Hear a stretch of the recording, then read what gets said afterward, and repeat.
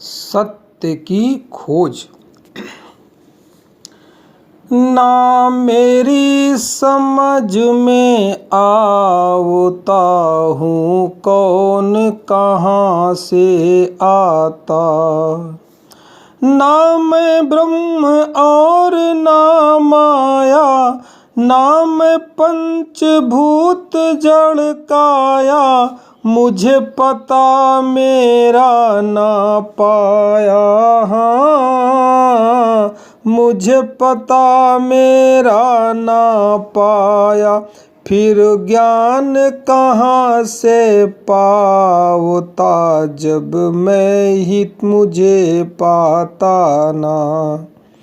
ना मेरी समझ में आवता हूँ कौन कहाँ से आता, अब जीता हूँ फिर मरूंगा, फिर भी मर के जन्म धरूंगा, ऐसे कब लो विपत भरूंगा।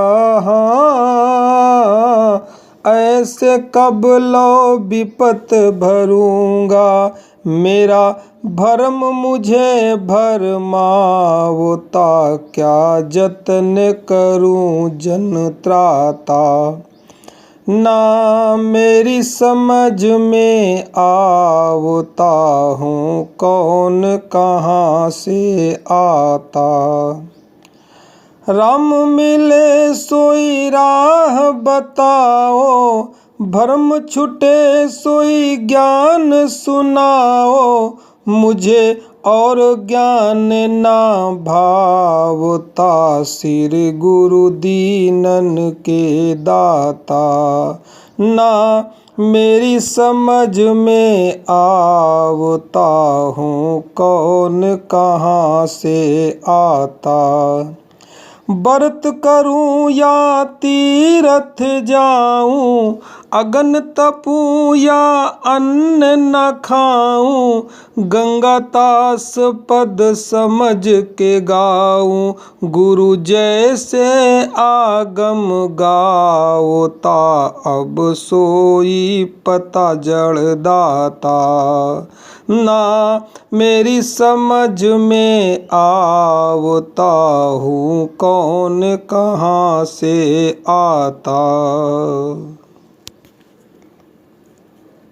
आदमी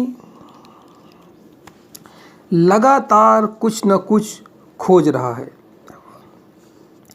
लेकिन उसको यह अभी अच्छी प्रकार पता नहीं है कि वह क्या खोज रहा है।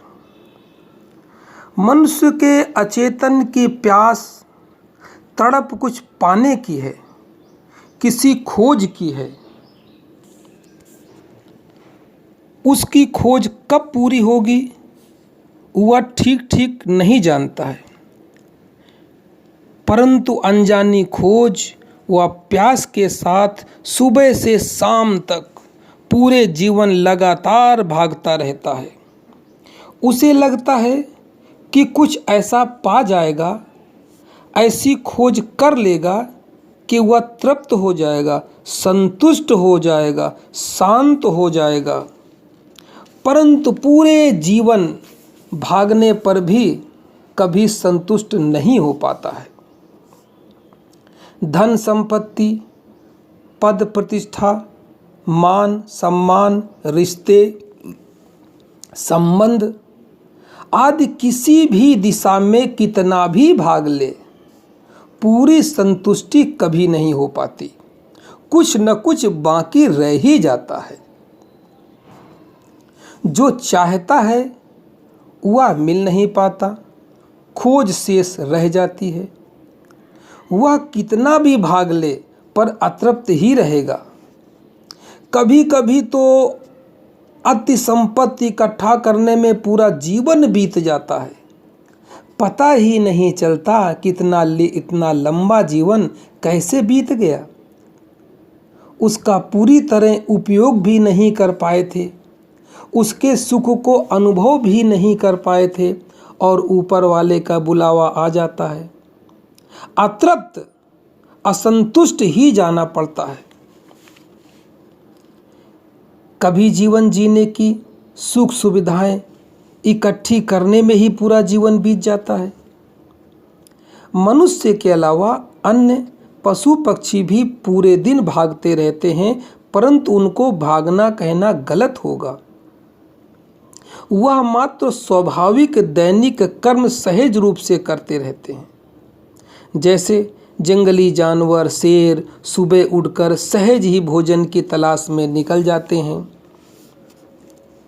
शिकार करने के बाद खाकर शांत हो जाते हैं। सुना है शेर पेट भरने के बाद किसी का शिकार नहीं करता है, वह तृप्त हो जाता है, उसे अगले दिन की चिंता कभी नहीं सताती है। जब अगला दिन आएगा तब फिर सहज रूप से कर्म करेगा। इस दृष्टि से मनुष्य सौभाग्यशाली है कि अन्य पशु पक्षियों की भांति कभी पूरा संतुष्ट नहीं हो पाता। उसकी इसी संतुष्टि के कारण धर्म की खोज हुई, धर्म का जन्म हुआ। मनुष्य स्वाभाविक पशु पक्षियों की तरह कार्य नहीं करता, वह और अधिक पाने की चाहत में दुखी और पीड़ित रहता है। एक सुनी होगी कहावत नहीं है बल्कि ये मलुकदास का है, दुआ है। अजगर करे न चाकरी, पंछी करे न काम, दास मलुका कहे गए सबके दाता राम। मनुष्य को छोड़कर अन्य समस्त प्राणी पर यह दोहा बिल्कुल ठीक उतरता है। अजगर किसी की नौकरी नहीं करता है और न ही पक्षी किसी का काम करते हैं, फिर भी परमात्मा इतने अधिक प्राणियों का पेट भरता रहता है। काम न करने का अर्थ बेकार बैठना नहीं है। सभी प्राणी अपने स्वभाव के अनुसार सहज रूप से निश्चिंत होकर दैनिक कृत्य मानकर कर्म तो करते ही रहते हैं। पक्षी अन्न के दानों के लिए बैठे बैठे केवल चिंता नहीं करते हैं, प्रातःकाल किसी बड़े वृक्ष या पीपल के पेड़ के ऊपर खड़े होकर निहारिए। सूरज की पौ फटते ही सभी पशु पक्षी चहचहाते हुए झुंड के झुंड दूर दराज की यात्रा पर सहज ही दैनिक निकल जाते हैं।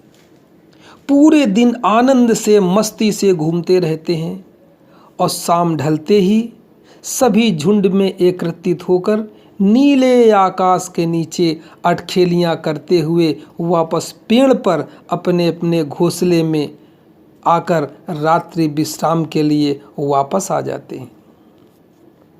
किसी वृक्ष के पास चहचहाते हुए आकाश में अटखेलियां व करतब करते हुए पक्षियों को देखकर आप भी प्रफुल्लित हो जाते हैं।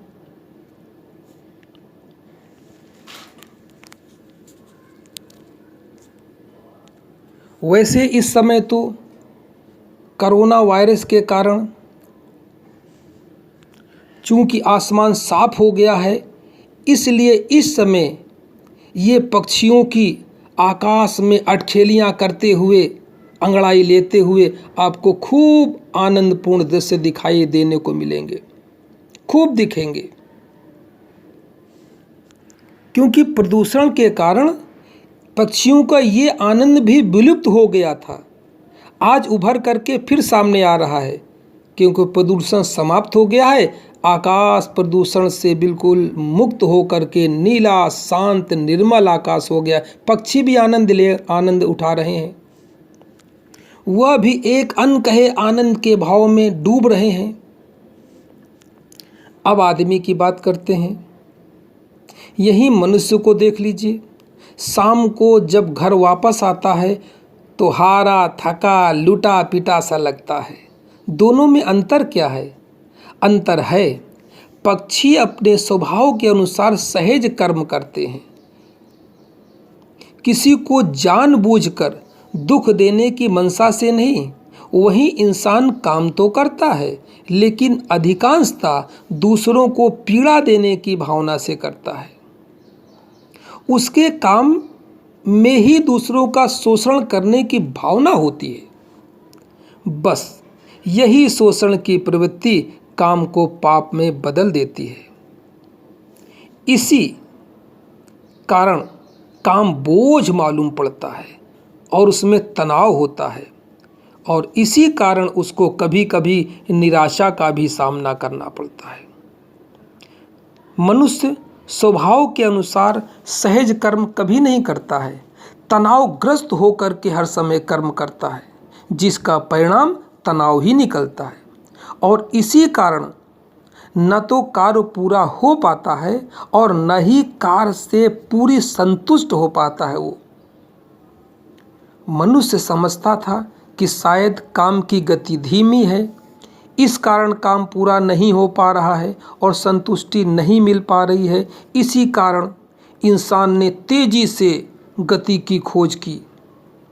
बैलगाड़ी, मोटर कार, रेलगाड़ी, हवाई जहाज, यहाँ तक कि रॉकेट की भी ईजाद कर ली, परंतु फिर भी आदमी संतुष्ट न हुआ।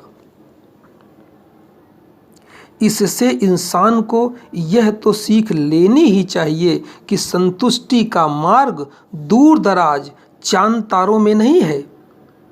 वह कितना भी दूर भाग ले, कितनी भी तेज गति से भाग ले, मगर संतुष्टि कभी नहीं मिलेगी।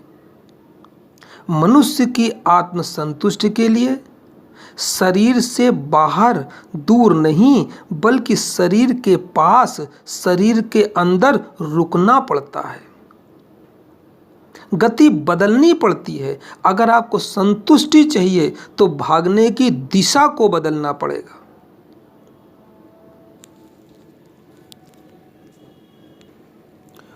कुछ देर तक समस्त शारीरिक गतिविधियां, मानसिक गतिविधियां, विचारों की गतिविधियों को रोक देना पड़ेगा। शरीर के भीतर ठहर जाना पड़ेगा। शरीर के बाहर भागने से कभी आत्मिक खोज पूरी नहीं होती है और न ही कभी संतुष्टि मिलती है। इसी कारण कुछ चैतन्य लोगों ने यह जानकर शरीर के भीतर ठहर जाने का अभ्यास किया, जैसे भगवान कृष्ण, भगवान बुद्ध, भगवान महावीर, भगवान नानक, कबीरदास, मीराबाई आदि लोग इस संतुष्टि के सूत्र को समझ गए और बाहर न भागकर स्वयं के भीतर ठहरने का अभ्यास किया। ठहर गए, स्थिर हो गए।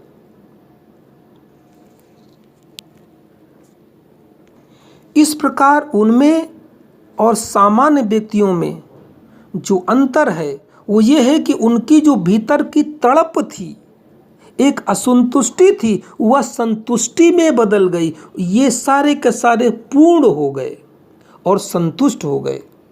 यह सभी अपने शरीर के भीतर चले। शरीर के भीतर चलने का मार्ग जो है उसी का नाम ध्यान है, योग है, तपश्चर्या है।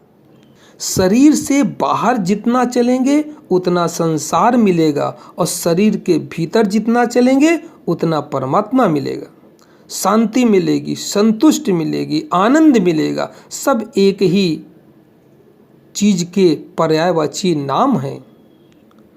शरीर के भोजन की तृप्ति व उसकी व्यवस्था का मार्ग बाहर है। मन व आत्मा की संतुष्टि का मार्ग भीतर है।